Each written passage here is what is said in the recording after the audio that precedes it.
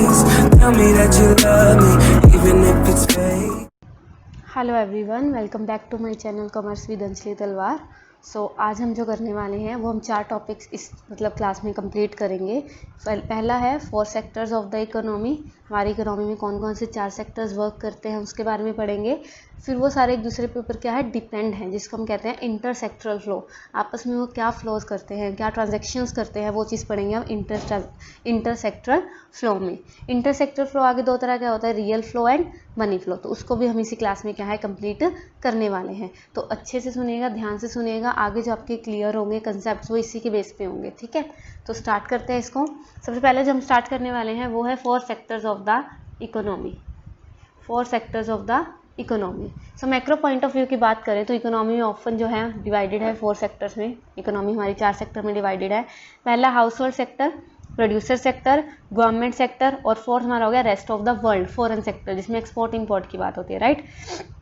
तो सबसे पहले आएगा house hold sector. House hold sector कौन सा होगा, जो हम हैं नॉर्मली क्या है, हम कंज्यूमर हैं गुड्स एंड सर्विसेज के। ठीक है, तो हम क्या हुए हाउस होल्ड सेक्टर। अब एक और बात ध्यान रखना कि जो हाउस होल्ड है वो जो है प्रोड्यूसर सेक्टर को प्रोडक्शन करने के लिए जो फैक्टर ऑफ सर्विसेज हैं वो भी प्रोवाइड करती हैं। ठीक है, सो हाउस होल्ड में क्या आएगा, it includes consumer of goods and services and are also the owners of the factor of production. Factor production में क्या क्या आएगा बेटा, land, labour, capital, entrepreneur.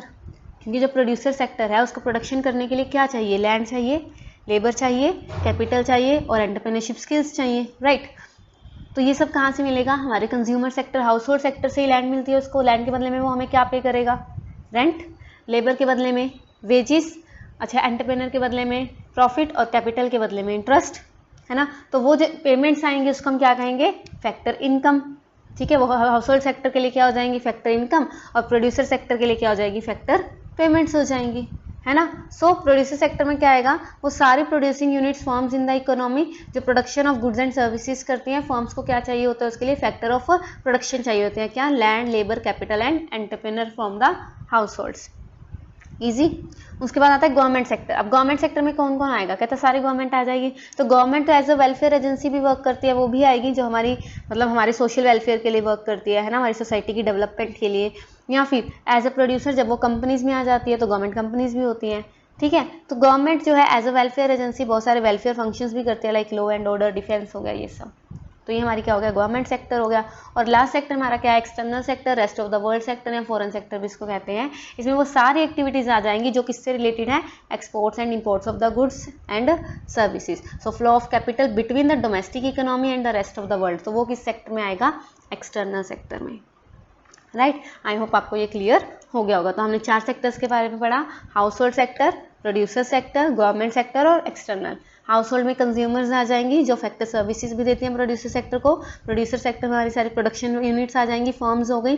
Government में दोनों आ गई, गवर्नमेंट एज वेलफेयर एजेंसी भी आ गया और गवर्नमेंट एज अ प्रोड्यूसर जो गवर्नमेंट कंपनीज होगी वो भी आ गया। और एक्सटर्नल सेक्टर में क्या आएगा, rest of the world sector, right. अब इसको आगे करें। अब एक बात देखो, एक होता है प्रोडक्शन सेक्टर जिसको हम फर्म्स के नाम से यहाँ पे डिनोट किया, एक होता है कंज्यूमर सेक्टर जिसको हमने हाउस होल्ड सेक्टर कहते हैं, राइट। यहाँ तक क्लियर है। अब मैंने आपको क्या बताया, फर्म्स को, प्रोड्यूसर सेक्टर को जब भी प्रोडक्शन करनी है तो उसको क्या चाहिए, factor services, land, labour, capital, entrepreneur. तो हाउस होल्ड सेक्टर फर्म को क्या देगा, factor services, land, labour, capital और एंटरप्रेन्योर। इसके बदले में फर्म हाउस होल्ड को क्या देगी, फैक्टर पेमेंट्स। बताया था ना, लैंड के बदले में रेंट देगी, लेबर के बदले में वेजिस देगी, कैपिटल के बदले में इंटरेस्ट देगी और एंटरप्रेन्योरशिप के बदले में वो प्रॉफिट देगी, राइट। तो ये आ गया। उसके बाद जो हाउस होल्ड सेक्टर है बच्चे, अब वो क्या करेगा, फर्म से गुड्स एंड सर्विसेज खरीदेगा, ऑब्वियस सी बात है, ठीक है। और उसके बदले में क्या देगा, उनको पैसे देगा। फ्री में तो सामान मिलेगा नहीं, तो पैसे देगा। तो ये क्या होता है, इंटरसेक्टरल फ्लो होता है, ये एक दूसरे के ऊपर क्या होते हैं, डिपेंड होते हैं। अगर फर्म को फैक्टर सर्विसेज ही ना मिले तो क्या वो गुड्स एंड सर्विसेज प्रोड्यूस कर सकता है, नहीं कर सकता। तो हाउस होल्ड सेक्टर को गुड्स एंड सर्विसेज चाहिए, उसके बदले में वो स्पेंडिंग देते हैं, मतलब एक्सपेंडिचर करते हैं। और फर्म्स को फैक्टर सर्विसेज चाहिए, उसके बदले में वो फैक्टर पेमेंट्स भी देते हैं। ठीक है, ये समझ आया। अब मुझे एक बात बताओ, अगर इसमें मैं आपको यहीं पे क्लियर कर देती हूँ, एक चीज़ आगे इजी हो जाएगा आपको समझना।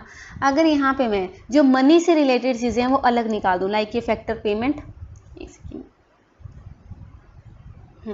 ये फैक्टर पेमेंट और ये जो स्पेंडिंग हो गई, अगर ये मैंने अलग निकाल दिया तो ये मेरा बन जाएगा मनी फ्लो। फर्म से प्रोड्यूसर की तरफ क्या जाती है, फैक्टर पेमेंट, और हाउस होल्ड सेक्टर से हमारी फर्म की तरफ क्या जाता है, स्पेंडिंग्स, एक्सपेंडिचर कहते हैं। तो ये आ जाएगा हमारा मनी फ्लो। लेकिन यहीं पे अगर मैं फैक्टर सर्विसेज और गुड्स एंड सर्विसेज को अलग निकाल दूँ तो ये मेरा क्या बन जाएगा बच्चे, रियल फ्लो।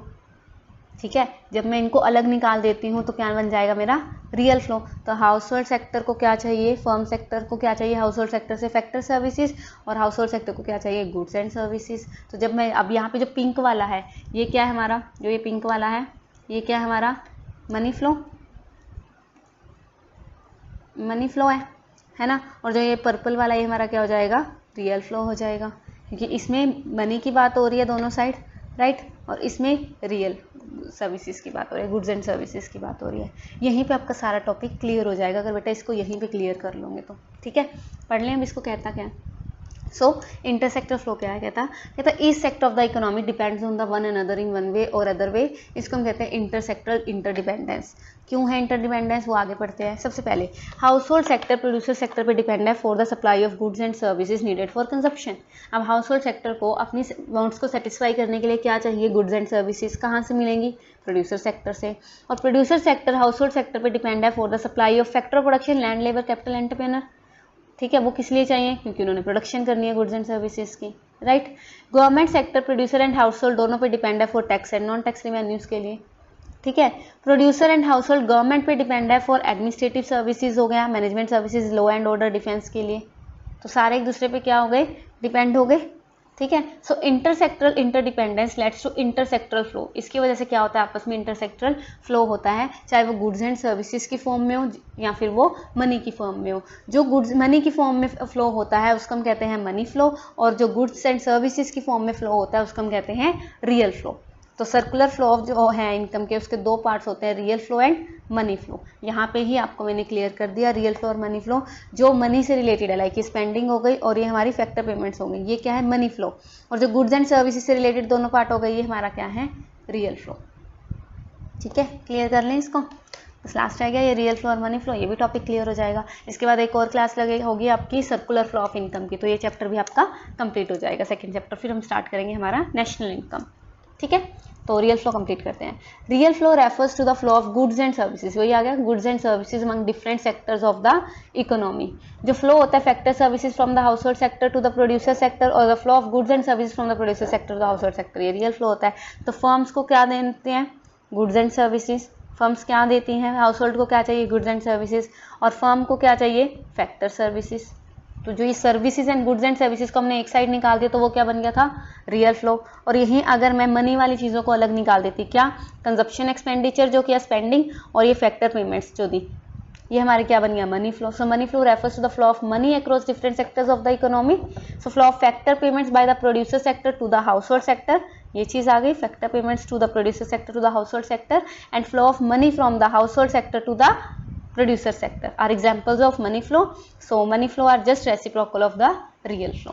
ये क्लियर है बच्चे, आई होप आपको ये क्लियर हो गया होगा। बहुत इजी टॉपिक है, छोटा सा टॉपिक है, लेकिन हाँ क्लियर करना ज़रूरी है, क्योंकि इसके बाद सर्कुलर फ्लो ऑफ इनकम इसी पे बेस्ड है, पूरा यही चीज़ है, बस घुमा के लिखा हुआ है थोड़ा। ठीक है, वो कंप्लीट करने के बाद ही हम आगे कंप्लीट कर सकते हैं, अपने आने वाले चैप्टर्स को अच्छे से समझ सकते हैं। सो इसको क्लियर कीजिए, रीड आउट कीजिए। तब तक के लिए thank you so much. Tell me pretty lies, look me in the face. Tell me that you love me.